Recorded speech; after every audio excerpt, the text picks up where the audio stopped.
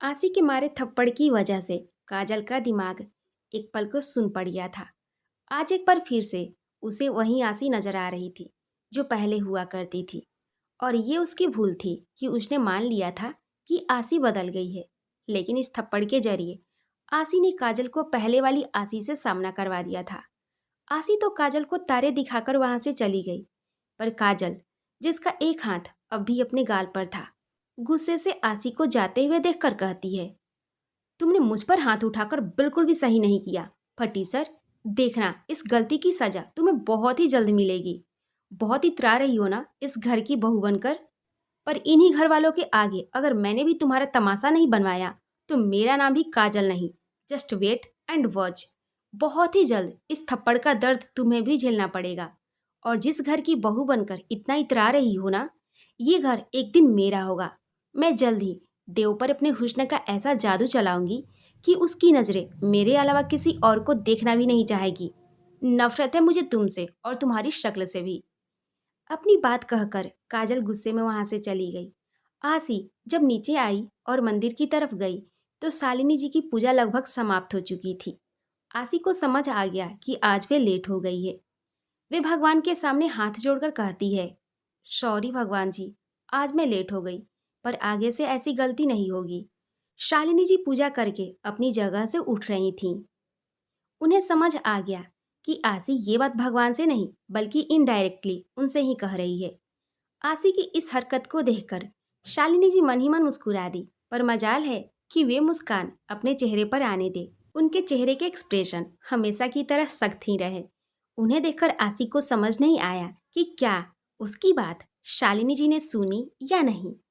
शालिनी जी वहां से जाने लगी तो आसी हिचकिचाती हुई आवाज में कहती है, सॉरी और थैंक यू। आसी के कहे इन कुछ शब्दों को सुनकर शालिनी जी के मंदिर से बाहर निकलते कदम रुक गए। उन्हें रुकता देख आसी अपनी बात आगे बढ़ाती है, सॉरी इसलिए कि आज मुझे आने में देर हो गई। मैं चाहती हूँ कि हर सुबह मैं आपके साथ पूजा करूँ। आपके साथ रहने से मुझे कभी भी माँ की कमी महसूस नहीं हुई। ऐसा लगता है जैसे मेरी माँ अगर मेरे साथ होती तो बिल्कुल ऐसा ही होता। और थैंक यू इसलिए क्योंकि मैं मानती हूँ कि आपने कल मेरी मदद की है।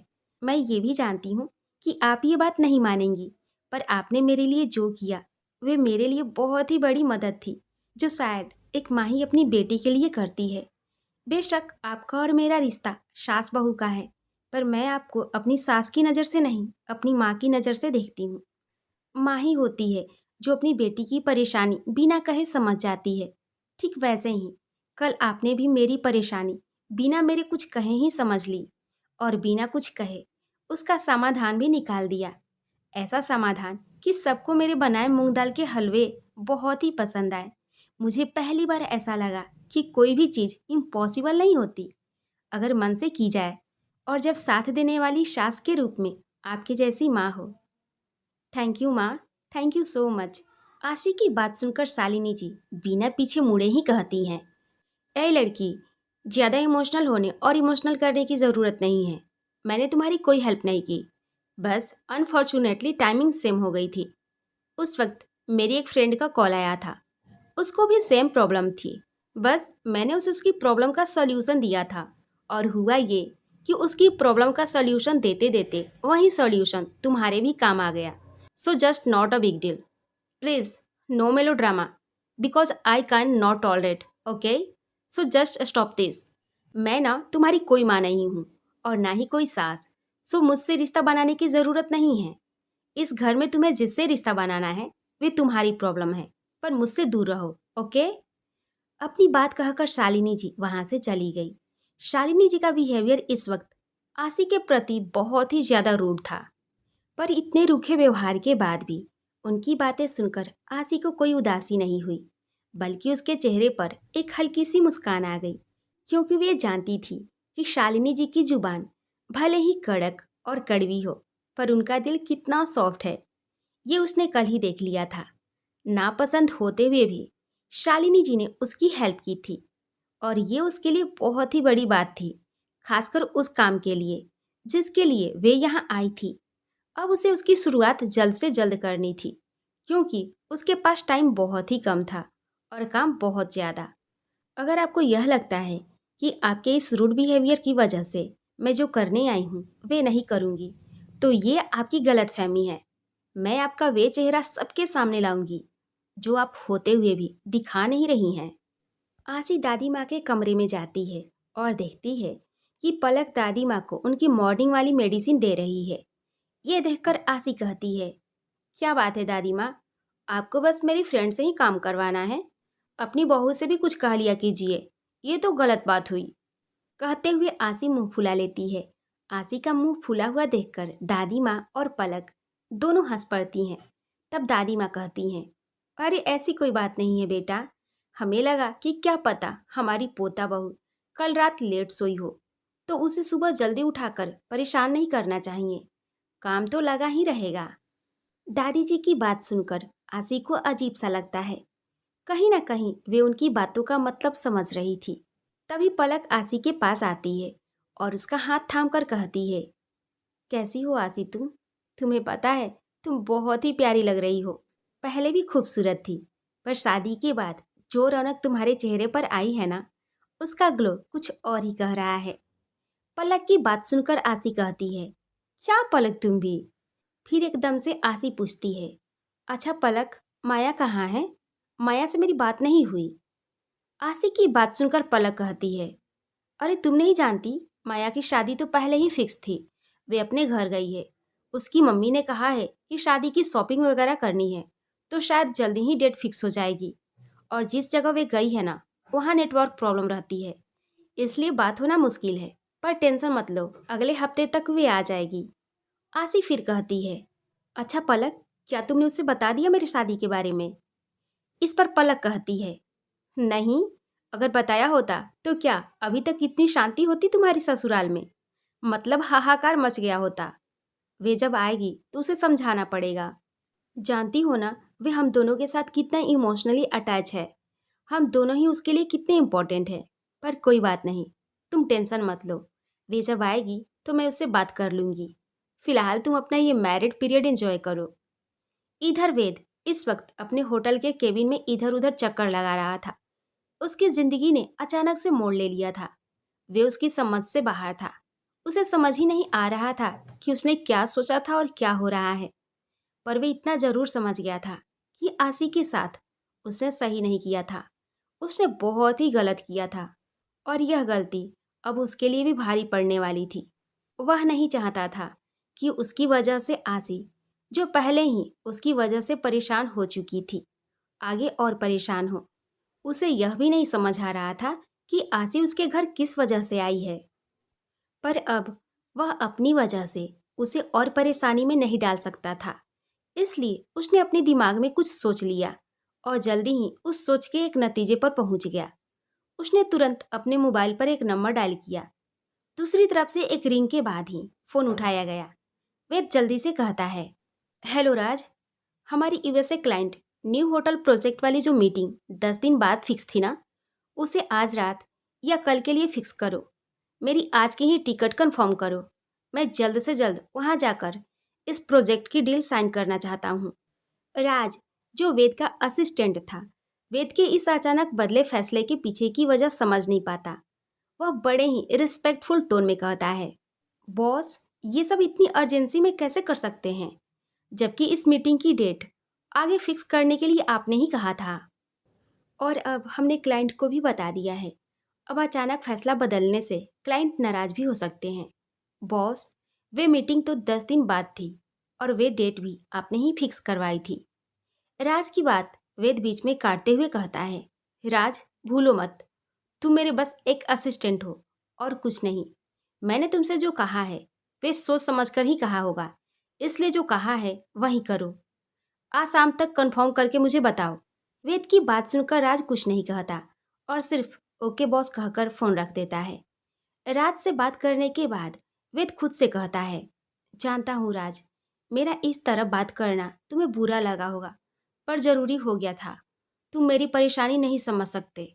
मेरी जिंदगी में जो उतार चढ़ाव चल रहे हैं उन्हें मैं खुद भी समझ नहीं पा रहा, तो तुम्हें क्या समझाऊं। बस इतना जानता हूँ कि मुझे आशी से दूरियां बढ़ानी होगी। किसी भी हालत में हम दोनों को दूर रहना होगा। यही मेरे लिए भी अच्छा है और आसी के लिए भी। अपनी बात कहकर वेद काम में लग जाता है। इधर आसी भी एक बार फिर अपने घर के कामों में जुट जाती है। उसी समय एक कमरे में आसी की ताई जी और काजल बैठी होती हैं। काजल आज सुबह जो कुछ भी हुआ था वे अपनी मम्मी को रो रो कर बता रही थी। अपनी बेटी की बातें सुनकर आसी की ताई जी का चेहरा गुस्से से लाल हो जाता है। वे तमतमाते हुए कहती हैं, उस फटीचर आसी की इतनी हिम्मत कि मेरी फूल सी बेटी पर हाथ उठा दिया। भूल गई है क्या कि बचपन से लेकर आज तक हमने ही उसे पाला है। हमारे टुकड़ों पर पलकर आज बड़े घर की बहू बन गई है और अब हमें ही तेवर दिखा रही है। इसको तो मैं बताऊंगी। फिर काजल की तरफ देखकर कहती हैं, और तू भी ये रोना धोना बंद कर। जो काम कहा है उस पर ध्यान दे। जैसे भी हो कुछ भी कर, लेकिन उस देव पर डोरे डाल। चाहे जो करना पड़े, इस घर में परमानेंट सेट हो जा। या तो हम सेट होंगे या फिर आसी को इस घर से धक्के मारकर निकाल देंगे। अपनी मम्मी की बात सुनकर काजल कहती है, हाँ मम्मी, आप बिल्कुल सही कह रही हैं। उस फटीचर के पंख इसलिए फड़फड़ा रहे हैं क्योंकि वे इस घर की बहू है। अगर मेरा भी रिश्ता इस घर से जुड़ गया तो मैं भी उसके बराबर हो जाऊंगी। फिर उसे दिखाऊंगी कि ये काजल क्या चीज है। काजल की बात सुनकर उसकी मम्मी खुश होकर कहती हैं, बस ये हुई ना मेरी बेटी वाली बात। मैं तो कहती हूँ उस देव का काम तू ही किया कर। जैसे नाश्ता या फिर पैसे वाले लोग सुबह जिम के बाद जो एनर्जी ड्रिंक पीते हैं वे देना। इसके लिए तुझे सुबह जल्दी उठना पड़ेगा। ऐसे ही छोटे छोटे काम करके तू देव की नजरों में आएगी। उसे इम्प्रेस कर, तभी वे तेरे झांसे में आएगा, समझी। अपनी मम्मी की बात सुनकर काजल कहती है, हाँ मम्मी, समझ गई। इधर शालिनी जी अपने कमरे में लैपटॉप पर काम कर रही थी कि तभी दरवाजे पर नॉक होता है। आ जाओ, शालिनी जी कहती हैं। दरवाजा खुलता है और आसी कमरे के बाहर खड़ी होती है। शालिनी जी की आवाज सुनकर वे अंदर आती है और धीमी आवाज में कहती है, माँ। माँ शब्द सुनते ही शालिनी जी समझ जाती हैं कि सामने कौन है, क्योंकि पिछले 2 दिनों से यही एक लड़की लगातार उन्हें माँ कह रही थी। शालिनी जी थोड़े गुस्से में कहती हैं, है लड़की, मैंने तुमसे आज सुबह ही कहा था ना, और न जाने कितनी बार कहा है कि मैं तुम्हारी माँ नहीं सास हूँ। इसलिए मुझे इस नाम से मत बुलाया करो। और मुझे अपनी बात एक ही बार कहनी पसंद है। उम्मीद करती हूँ कि आगे से ये बात दोहरानी ना पड़े। अब बताओ, किस काम से आई हो? जल्दी बोलो और जाओ। शालिनी जी की बात सुनकर आसी कहती है, अरे ऐसे कैसे? ठीक है, मैं माँ नहीं कहूँगी। आपका और मेरा रिश्ता सास बहू का है, तो उस नाते मैं आपको सासू माँ ही बुलाऊंगी। देखिए, सासू माँ में माँ शब्द भी आ गया, और मैं आपको सिर्फ माँ नहीं कह रही। मुझे खुद नहीं पता, पर आपको देखकर अच्छा लगता है।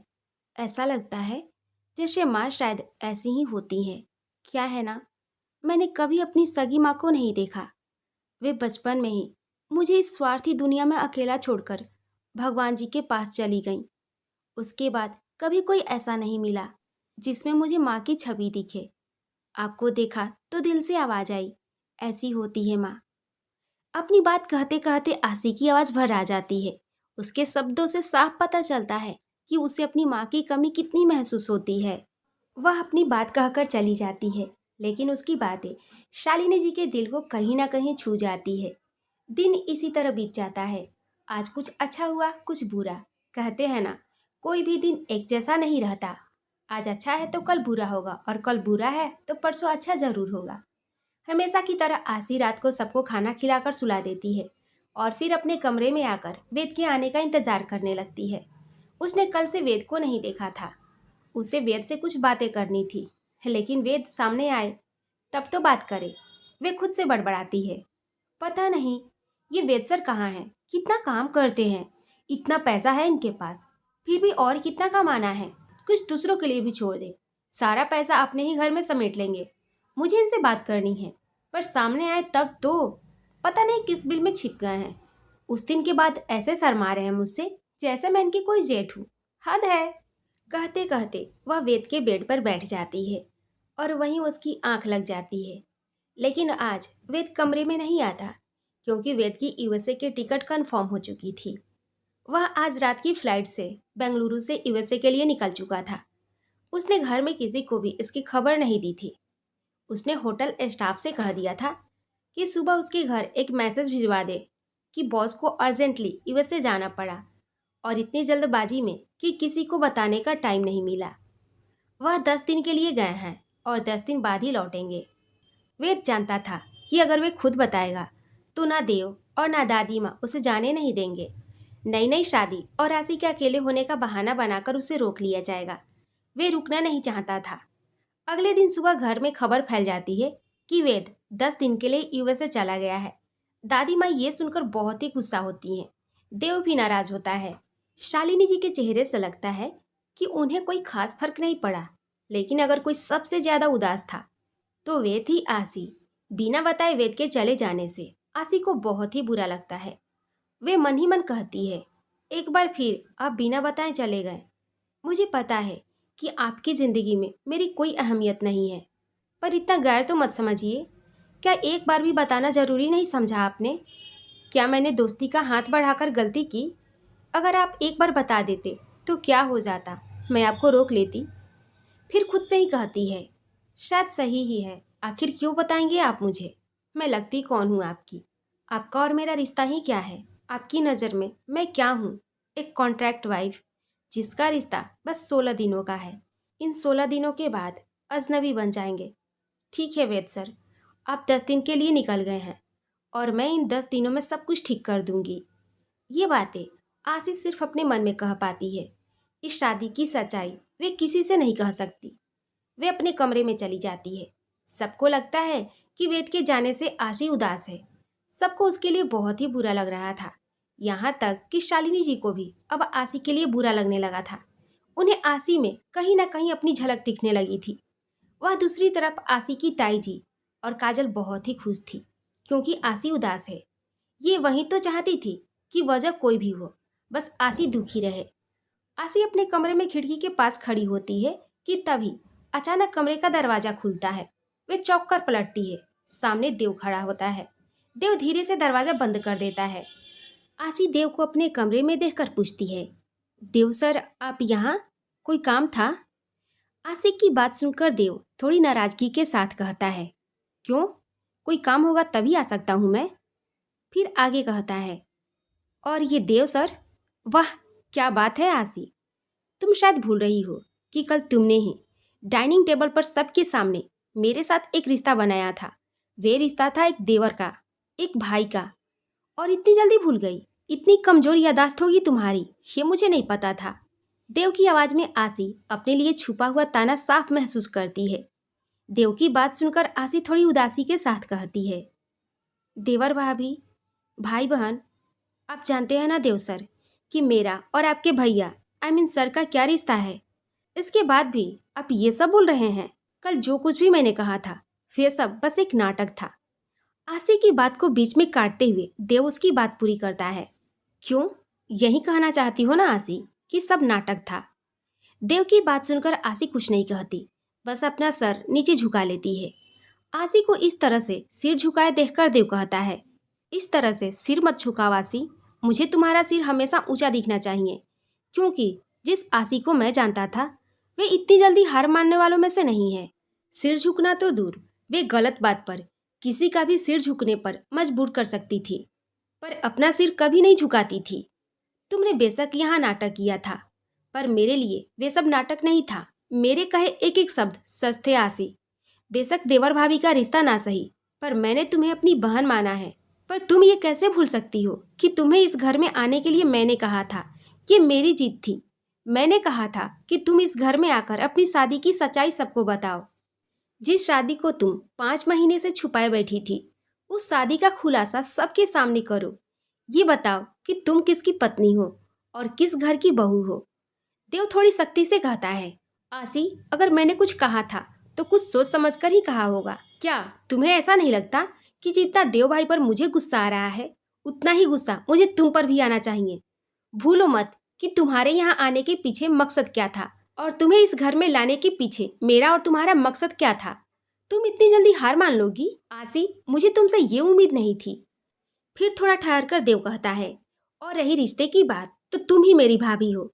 भले ही भाई कुछ भी करे, लेकिन मैंने तुम्हें अपने पूरे दिल से बहन माना है, समझी तुम? इधर आशी की बहन काजल जो अपने कमरे के बाहर टहल रही थी, देव को इस तरह आसी के कमरे में जाते हुए देखती है। जैसे ही देव कमरे में जाकर गेट बंद करता है, काजल के दिमाग में आसी और देव को लेकर गलत गलत ख्याल आने लगते हैं। कहते हैं ना, जो इंसान खुद गलत होता है उसके दिमाग में सोच भी हमेशा गलत ही चलती है। उसकी नज़र में तो पूरी दुनिया ही गलत होती है।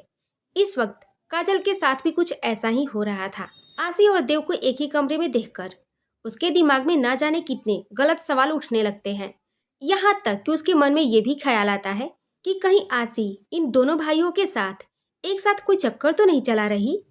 काजल अपने मन में कहती है, वाह रे फटीचर, तू तो बड़ी चालाक निकली।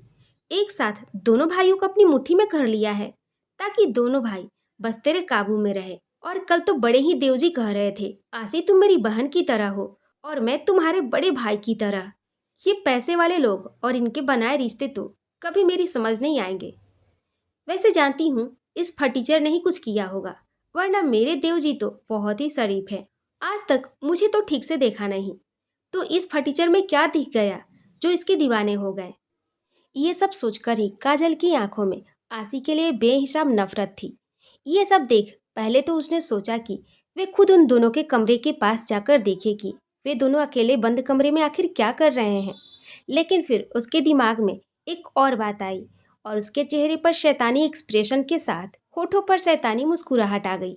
वे खुद से बोली, मैंने कहा था ना आसी, तेरे इस मारे थप्पड़ का बदला। अपने उस गाल को छूते हुए जिस पर अब भी हल्का सा लाल निशान था, वे आगे बुदबुदाई, मैं जरूर लेकर रहूंगी। अब ये अलग बात है कि बदले का टाइम इतना जल्दी आ जाएगा, ये तो मैंने भी नहीं सोचा था। अब तुम्हें पता चलेगा फटीचर, जिस घर पर और जिन लोगों के बीच रहकर तुम्हें इतना घमंड था ना, उन्हीं के सामने तुम्हारा असली चेहरा लेकर आऊंगी।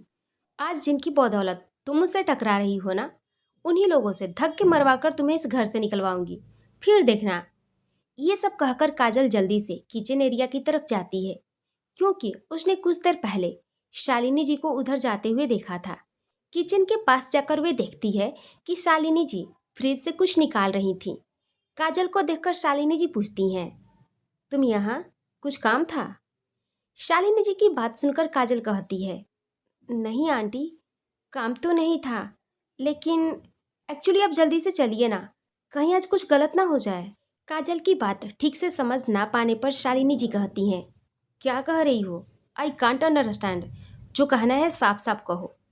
ये सुनकर काजल अपने चेहरे पर उदास से फिक्र और सबसे ज्यादा घबराहट का झूठा चोला ओढ़ते हुए कहती है, आंटी, देवजी को मैंने अभी आसी के कमरे की तरफ जाते हुए देखा है और इस वक्त ना देवजी बहुत ही गुस्से में लग रहे थे। मुझे मुझे डर लग रहा है अपनी बहन आसी के लिए। मुझे डर है कि कहीं वेद जीजू के इस तरह बिना बताए जाने की वजह से देवजी गुस्से में मेरी बहन को कुछ कह ना दे। एक्चुअली मैं जानती हूँ कि आसी की भी कहीं ना कहीं गलती होगी, तभी तो वेद जीजू बिना किसी को बताए चले गए। पर क्या करूँ, है तो मेरी बहन ही ना। उसकी टेंशन हो रही है। जाने को तो मैं भी चली जाऊँ, पर अच्छा नहीं लगता। आखिर मैं मेहमान ही हूँ इस घर की, कहीं उसे बुरा ना लगे और मेरी बहन का रिश्ता खराब हो जाए।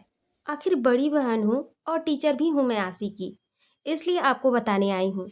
आप एक बार जाकर देख लीजिए ना आंटी कि आखिर ऐसी क्या बात हुई है जो देव जी इतने गुस्से में थे। प्लीज़, कहीं ऐसा ना हो कि जीजू के जाने का सारा गुस्सा देव जी मेरी आसी पर निकाल दें। इतना कहकर काजल उदास चेहरा बनाए वहां से चली जाती है। काजल की बातें सुनकर शालिनी जी के दिमाग में कई तरह के ख्याल घूमने लगते हैं। उन्हें भी पता था कि देव और वेद का रिश्ता कैसा है। कितनी बार वेद की वजह से देव उन पर भी भड़क चुका है, यहाँ तक कि अपनी माँ से भी ऊंची आवाज में बात कर चुका है। वे भी नहीं चाहती थी कि आज आसी देव के गुस्से का शिकार बने। वे तेज कदमों से आसी के कमरे की तरफ जाती हैं। कमरे के पास पहुंचकर देखती हैं कि दरवाजा थोड़ा सा खुला हुआ है। वे दरवाजा खोलकर जैसे ही थोड़ा आगे बढ़ती हैं, उनके कदम वहीं के वहीं जम जाते हैं। अंदर से आ रही बातें सुनकर शालिनी जी को अपने कानों पर विश्वास नहीं होता। इधर दूसरी तरफ काजल बहुत ही खुश थी। वह अपने कमरे में फोन पर गाना लगाकर डांस कर रही थी। गाने की आवाज बस इतनी थी कि कमरे से बाहर ना जाए। उसे इस तरह नाचता देख उसकी मम्मी कहती हैं, ओए काजल, पागल हो गई है क्या? ऐसा क्या हो गया जो तू ऐसे नाच रही है? अपनी मम्मी की बात सुनकर काजल खुशी खुशी उनके गले लगते हुए कहती है, मम्मी, मत पूछो, आज कितनी खुश हूँ। बस आप भी मेरे साथ डांस करो, बम फूटने की तैयारी करो, क्योंकि बहुत ही जल्द इस घर में बम फूटने वाला है। बूम! उधर शालिनी जी आसी के कमरे के बाहर खड़ी सब सुन रही थी। कमरे में आसी की पीठ देव की तरफ थी और वह खिड़की के सामने एकटक बाहर देख रही थी।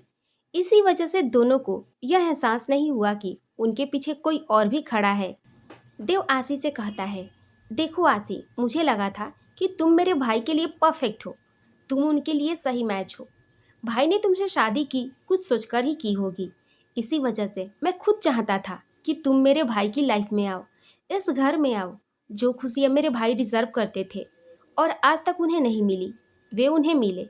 मैं अच्छे से जानता हूँ कि कहीं ना कहीं उनकी खुशियों के बीच रुकावट डालने वाली कोई और नहीं बल्कि मेरी अपनी माँ है। हाँ, मैं खुद को बहुत ही बदनसीब बेटा मानता हूँ, जिसकी माँ एक बेटे से इतना प्यार करती है और दूसरे से उतनी ही नफरत। मैंने बहुत कोशिश की माँ को समझा सकूं कि वेद भाई को उस गलती की सजा ना दे जो उन्होंने की ही नहीं, लेकिन मेरी माँ की नफरत कभी कम ही नहीं हुई। उनकी नज़रों में मेरा भाई गुनहगार है और उसी की सजा वे बचपन से भुगत रहा है, सबसे अलग होकर। आशी, मेरे भाई ने अपने लिए कभी कोई खुशी नहीं मांगी, सब कुछ परिवार के लिए चाहा और हर तकलीफ अपने हिस्से ले ली। तुम नहीं जानती, जिस उम्र में बच्चे खिलौनों से खेलते हैं, उस उम्र में मेरे भाई मेरे माँ के तानों के साथ जी रहे थे। मैंने उन्हें टूटते हुए देखा है, वे दर्द जो वे किसी को दिखाते भी नहीं। मैं ये नहीं कह रहा कि भाई के यहाँ से जाने की वजह तुम हो, लेकिन तुम क्या कर रही हो ये मेरी समझ से बाहर है। ऐसा क्या हुआ कि एक ही रात में भाई ने इतना बड़ा कदम उठा लिया? सबका तो समझ आता है, लेकिन इस बार उन्होंने मुझसे भी छुपाया, मुझसे, अपने छोटे भाई से, जिससे वे कभी कुछ नहीं छुपाते। उन्होंने मुझसे दो बातें छुपाई। पहली कि उन्होंने तुमसे 5 महीने पहले शादी की थी, वे भी 6 महीनों की कॉन्ट्रैक्ट मैरिज। Contract marriage? आसी, आई कांट बिलीव दिस। मेरे भाई ऐसा कर सकते हैं, मैंने कभी सोचा भी नहीं था। अगर उस दिन एक फाइल पर साइन करवाने मैं उनके केबिन न गया होता तो शायद मुझे कभी पता ही नहीं चलता। उस दिन उनके असिस्टेंट राज भी वहां थे। भाई और राज की बातें, फिर तुम्हारा वहां आना, मैंने सब कुछ सुन लिया था। मुझे यकीन नहीं हो रहा था और शायद कभी होता भी नहीं अगर मैंने खुद अपने कानों से सब कुछ न सुना होता। पर फिर भी मैंने कभी भाई को एहसास नहीं होने दिया कि मुझे सब पता है। फिर मैंने तुमसे बात की, लेकिन तुम इस घर में आने के लिए राजी नहीं थी। जब मैंने भाई के बारे में बताया सब, तब तुम मानी थी। तुमने कहा था कि तुम मेरी माँ और मेरे भाई के बीच सब ठीक करोगी, लेकिन अब कैसे करोगी जब भाई ही नहीं है? तुम अपनी वादा नहीं भूल सकती आसी, और अब तुम हार मान रही हो। दिस इज नॉट गुड आसी, तुम इस तरफ बीच में सब कुछ छोड़कर नहीं जा सकती। देव की बात बीच में काटते हुए आसी धीमी लेकिन ठहरी हुई आवाज में कहती है, बस कीजिए देव सर, बस। आपने तब से एक ही बात पकड़ रखी है, गलत। आपकी माँ ने गलत किया, लेकिन क्या गलत किया ये आप जानते भी हैं? आप कुछ नहीं जानते। क्या आपने कभी सोचा है कि एक औरत जब किसी से प्यार करती है तो किस हद तक प्यार करती है, और जब नफरत करती है तो किस हद तक जा सकती है? क्या आपने कभी खुद को अपनी माँ की जगह रखकर देखा? कभी ये जानने की कोशिश की कि आखिर ऐसी क्या वजह रही होगी जो आपकी माँ को वेद सर से इतनी नफरत है?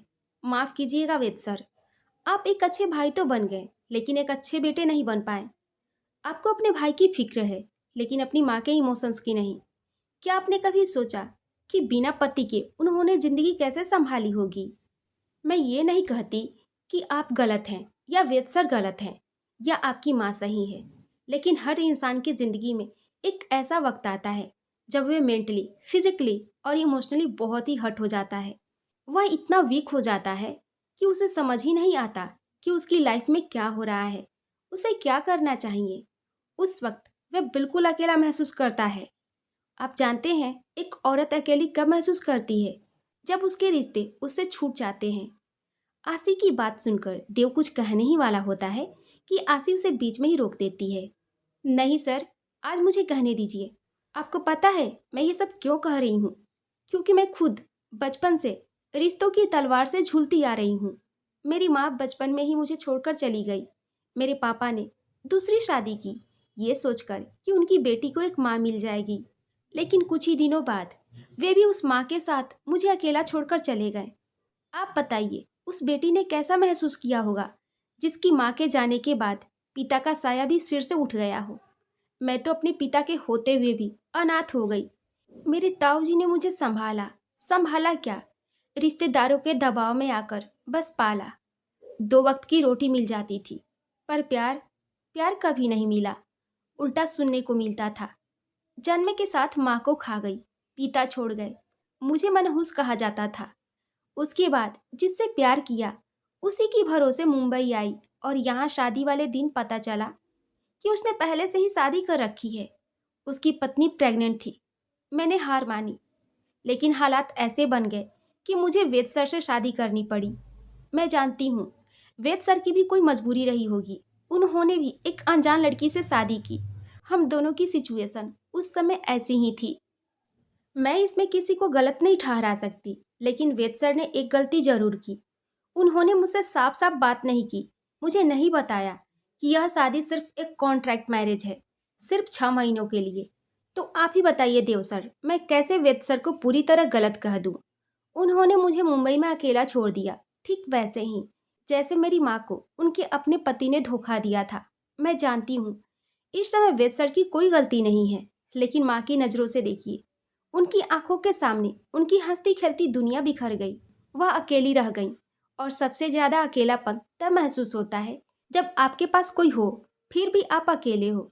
वह अकेलेपन इंसान को अंदर से खाने लगता है। सोचने समझने की ताकत कम हो जाती है और इंसान अपने ही बनाए एक कमरे में सिमट जाता है जहां वे किसी और को आने नहीं देता। माँ भी इसी स्थिति से गुजर रही हैं। क्या कभी आपने एक बेटे की तरह उनसे बात की? कभी उनकी जिंदगी के बारे में पूछा? नहीं ना देव सर। तो फिर किस बेस पर आप अपनी मॉम को गलत ठहरा सकते हैं? देव और आशी के बीच हो रही इस बातचीत से दोनों अनजान थे कि उनकी बातें कोई और भी सुन रहा है। वे बस अपने दिल का बोझ हल्का कर रहे थे। उधर शालिनी जी काजल के कहने पर आशी के कमरे में आई थी, इस डर से कि कहीं देव किसी बात पर आशी पर गुस्सा ना निकाल दे। आखिर वेद और देव के रिश्ते को उनसे बेहतर कौन समझ सकता था, जिनकी इतनी कोशिशों के बावजूद भी वे देव को वेद की शायद तक से अलग नहीं कर पाई थी। और आज इतनी बड़ी सच्चाई जानकर उनके होश उड़ चुके थे। पर शायद कोई और भी सच्चाई थी जो आज उनके होश पूरी तरह से उड़ाने वाली थी। आशी की बातें सुनकर देव थोड़ी नाराजगी के साथ कहता है, आशी, तुम कहना क्या चाहती हो? कि मैं अपनी मॉम से प्यार नहीं करता, कि मुझे उनकी परवाह नहीं है, कि मुझे उनसे कोई मतलब नहीं? आज तुम्हारी बातों से मुझे ऐसा लग रहा है जैसे तुम मुझ पर कटाक्ष कर रही हो। बोलो, आखिर ऐसी क्या बात है? किस जगह तुम्हें लगा कि मैं गलत हूँ? मुझे अपनी मॉम की परवाह नहीं है, ऐसा तुम कैसे सोच सकती हो? हाँ, मैं मानता हूँ कि मुझे अपने वेद भाई से बहुत प्यार है, लेकिन इसका मतलब यह नहीं कि मैं अपनी मॉम से प्यार नहीं करता। जितना मैं अपने भाई को मानता हूँ उतना ही मैं अपनी मॉम को भी मानता हूँ। दोनों मेरे लिए बराबर इम्पोर्टेंट है, यहाँ तक कि दादी माँ भी। आखिर यही तो मेरी फैमिली है। देव अपनी बात पूरी कर ही रहा था कि आशी बोली, यही बात तो है सर, जो बातें आज आप मुझसे कह रहे हैं, क्या कभी आपने अपनी मॉम से भी कही है? क्या कभी उनसे कहा कि वे आपके लिए इम्पोर्टेंट है, कि आपको उनकी परवाह है, कि वे आपकी जिंदगी में क्या मायने रखती है? कभी बताया? नहीं ना देव सर, आपने उन्हें गलत ठहरा दिया। लेकिन कभी उनके पास बैठकर यह नहीं पूछा कि उन्होंने क्या क्या सहा, कैसे आपकी परवरिश की है? कभी कभी कुछ बातें सिर्फ समझने के लिए नहीं बल्कि कहने के लिए भी कही जाती है। आशी की बात सुनकर देव खामोश हो जाता है, क्योंकि उसकी कई बातें सच थी। वह कब आखिरी बार अपनी मॉम के पास बैठा था? हाँ, उन पर गुस्सा जरूर निकाला था। उनकी सोच पूरी तरह गलत नहीं थी, लेकिन अपने भाई के प्यार और वफादारी में वह एक बेटे होने का फर्ज कहीं भूल गया था। शालिनी जी से अब और नहीं रुका जाता। वे चुपचाप आशी के कमरे से बाहर निकल जाती हैं। देव और आशी अभी इस बात से अनजान थे कि उनकी बातें शालिनी जी सुन चुकी हैं। इधर शालिनी जी के कदम आज उनका साथ नहीं दे रहे थे। एक गैर लड़की जिसका उनसे कोई रिश्ता भी नहीं था आज उनके लिए बोल रही थी। शालिनी जी का चेहरा बिल्कुल शांत था। उधर काजल और उसकी माँ एक पिलर के पीछे खड़ी थी। शालिनी जी के कमरे से बाहर आने का इंतजार कर रही थी। शालिनी जी को इस हालत में देखकर काजल अपनी माँ से पूछती है, मम्मी, यह तूफान इतना शांत क्यों है? क्या कुछ नहीं हुआ? काजल की माँ की नजरें लगातार शालिनी जी के चेहरे पर टिकी थी। वे धीरे से जवाब देती है, ऐसा नहीं है कि कुछ नहीं हुआ। हुआ है, जरूर हुआ है। बस यह तूफान इसलिए शांत है ताकि आगे आने वाले तूफान का सामना कर सके। इसे आगे आने वाले तूफान से पहले की शांति कह सकती हो।